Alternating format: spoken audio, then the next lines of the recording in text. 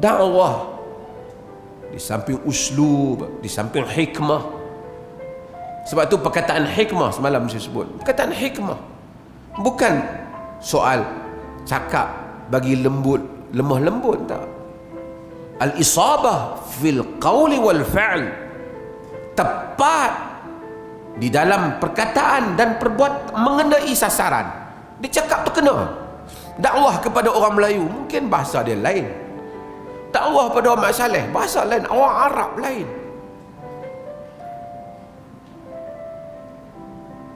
Sebab itu di dalam pengajian nusus, pengajian nas, bukan saja membaca teks, tapi mengetahui kenapa Allah memberitahu teks ini. Why? Kenapa? Kenapa itu?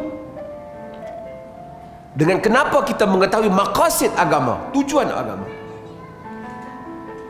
Sains dalam banyak keadaan dia tidak memberitahu kenapa, dia hanya beritahu how, bagaimana. Bagaimana hujan turun,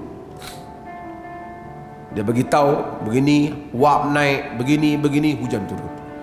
Bagaimana petir terjadi, dia beritahu. Dan apa itu molekul-molekul air, dia beritahu. Tapi sains tak beritahu kenapa taburan hujan demikian. Itu kerja Allah.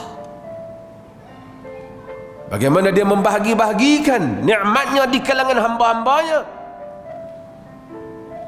Dan sebahagiannya kita tak dapat faham, tapi kita faham Allah alimun hakim, maha mengetahui lagi maha bijaksana. Hatta empirical science yang dibahaskan sekarang mencari fakta-fakta, ia mencari kenapa agama. Dia mencari bagaimana, tapi agama menjawab kenapa. Kenapa itu? Sebahagian kenapa itu, why, kita tak dapat jawab, tapi kita hanya mengetahui usul kepada kenapa. Allah Azza wa Jalla, kerana ia menjadi kehendak Allah, dengan kehendaknya pada hamba-hambanya, dengan kebijaksanaannya. Dan kita sebahagiannya kita kata lillahi, bagi Allah itu hikam, kebijaksanaan yang mungkin tidak sampai kepada pengetahuan kita, tapi di sisi Allah ada ilmunya. Di sisi Allah ada ilmu. Kerja kita menyampaikan. Universiti, saya dah sebut semalam, universiti, belajar di universiti, belajar ahli-ahli falsafah sampai botak, sampai ahli falsafah, filosofi. Tapi itu saya sebut filosofia ialah daripada Greek yang bermaksud love of wisdom, cintakan kepada hikmah. Tapi akhirnya falsafah tu bukan hikmah apa, siapa pun tak faham dia apa, saya faham.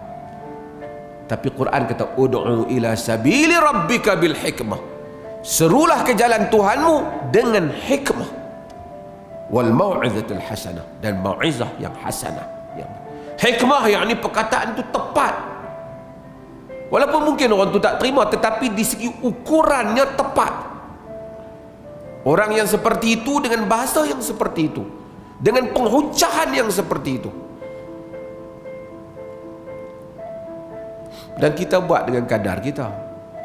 Tuan-tuan mungkin bukan penceramah, nak ceramah macam saya ceramah, tapi ada orang, tuan-tuan, pengalaman, saya pernah ikut dakwah di Thailand, di utara Thailand. Kita pun bila pergi, kita tak boleh cakap siam. Dulu sebelum saya jadi mufti ni, pernah ikut mereka pergi duduk di utara tu, duduk kawasan kampung-kampung di Cina Bukit, tidur di situ, babi pun ada, apa pun ada, duduk dalam kampung mereka. Sebagian ustaz-ustaz yang kita hantar ni duduk di sana, ada yang mati kena tembak, kena apa. Tapi kita oleh kerana buat gerakan dakwah tu, kita pergi masuk ke kampung-kampung. Kadang-kadang kita masuk, kita fikir kita pergi dah, tengok-tengok tengok missionary Kristian, perempuan muda-muda, mereka lah pergi dulu lagi. Tapi saya pengalaman, kita ni bukan pandai sangat. Dah lah kita tak boleh cakap bahasa dia. Tapi kita pergi berdiri, kita habaq Islam agama yang benar, kita cakap, tuan-tuan tahu. Saya training saya di universiti. Saya sampai sekarang kalau orang jemput pergi cakap di sekolah rendah, memang saya tak boleh cakap. Bukan saya tak mau pergi, bukan belagak, tak boleh. Saya tahu budak-budak tu tak menarik lah. Kerana bukan pendekatan lah. Dia cikgu-cikgu tu paling pandai lagi. Dengan anak kita pandai pujuk kan. Nak pergi cakap dengan orang kampung yang pakai kerja di bukit, bukan pergi sekolah, tapi kita cakap benda, bagi tahu Islam sekian-sekian. Hak mana hak hebat tu kawan nak terjemah tu lah. Dia terjemah. Kita rasa kita cakap ni paling biasa. Tak ada dalil hujah mana takkan nak habaq dia riwayat Bukhari Muslim lah. Kita begitu, Islam adalah agama yang Tuhan hantar sekian-sekian. Dia dengar, orang terjemah kat dia. Dalam berapa ramai orang yang mai tu, seorang dua dia tak balik. Dia kata saya masuk Islam. Dia masuk Islam. Hak mana yang kita cakap tu, budak tingkatan 1 pun boleh cakap ayat tu. Tapi Allah buka dada dia untuk terima Islam. Mungkin kerana kawan nak terjemah ni, dia terjemah dengan ikhlas, ataupun kita pun tak faham, dia goreng lagi sedap ke, kata masuk Islam.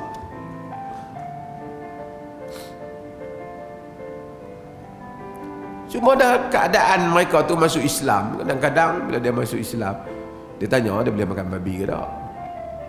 Kadang-kadang kita tak boleh nak ambil semua kehidupan Islam tu, dia tak boleh terjemahkan. Dia bagi anak dia kita ambil, kita bagi anak dia duduk dengan kita, dengan apa, membesar, kemudian duduk di asrama kita, di situ jugalah, kemudian sampai besar. Sempat ada yang daripada situ, daripada pak dia masuk Islam, anak dia bagi duduk dengan asrama kita, besar-besar sampai dah pergi sambung belajar di Madinah dia bah. Tapi kalau ustaz yang tunggu tu, yang kita bayar bulan-bulan tu, yang pergi duduk dengan dia tu, ada zaman tu yang rambut panjang lah apalah, tapi dia gangster, dia berani duduk di hutan tu. Dia Islam. Bawa budak-budak tu semayang, bawa hantar budak tu pergi sekolah biasa, kemudian ambil balik malam. Islam satu kampung. Kaedah ceramah tu tak perlu pergi universiti kaedah tu. Yalah, bila nak dalami Islam, nak baca hadis Bukhari macam ni, kena pergi lah. Tapi nak bagi orang masuk Islam, ikhlas di dalam dakwah. Ini ramai kita kehilangan hikmah, ikhlas, kesungguhan. Sebab tu saya rasa kita kena appreciate banyak kepada mereka yang berdakwah kepada saudara-saudara yang bukan Islam ni, kepada umat Nabi Muhammad. Umat apa tadi? Umat dakwah. Satu umat dakwah yang semua tadi. Satu lagi ummatul ijabah yang telah terima Islam. Kita ni umat Nabi, ummatul ijabah, umat yang telah menyahut Islam. Yang bukan Islam tu umat Nabi juga, ummatul dakwah, umat dakwah. Mereka itu kadang-kadang kita tengok saudara-saudara kita yang bersungguh, terutama yang baru masuk Islam, mereka dakwah kepada saudara-saudara yang bukan Islam ni, ummatul dakwah ni. Tak ramai orang minat. Pasal apa? Yang tu bukan dapat sampul. Banyak tak dapat sampul. Pergi ajak orang dakwah street, lepas dakwah, bagi sikit, tak ada. Penceramah dia akan rasa hebat kalau dakwah kat orang kaya, pergi rumah orang besar, sampulnya pun tebal, cakapnya pun bergaya. Ada satu orang ahli perniagaan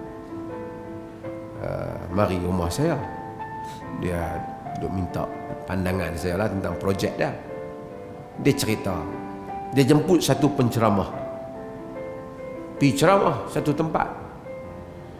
Dalam ceramah tu, penceramah tu ceramah, dia bayar 1,000 lebih penceramah tu. Dalam dia nak balik ke airport tu, dia kata, ni saya tak sebut nama siapa ni, lagi buat melompat pula. Nak balik ke airport tu ada masa lagi banyak jam. Dia kata, Ustaz, boleh tak singgah main ceramah tempat kami, Ustaz? Dia kata, first soalan Ustaz tu tanya, di masjid tu, Ustaz, dia tanya, mereka nak bayar berapa? Dia kata, saya tawak tu. Kata, mereka nak bayar, Ustaz singgah bayar 300. Ish, tak padan, bukan rate saya. Sebab tu tuan-tuan, pertarungan kadangkala yang berlaku ni di dalam medan agama ni banyak bukan pertarungan kerana mempertahankan agama, tapi kerana kepentingan ramai orang. Saya tak kata kita terbebas daripadanya, tapi dalam sepanjang zaman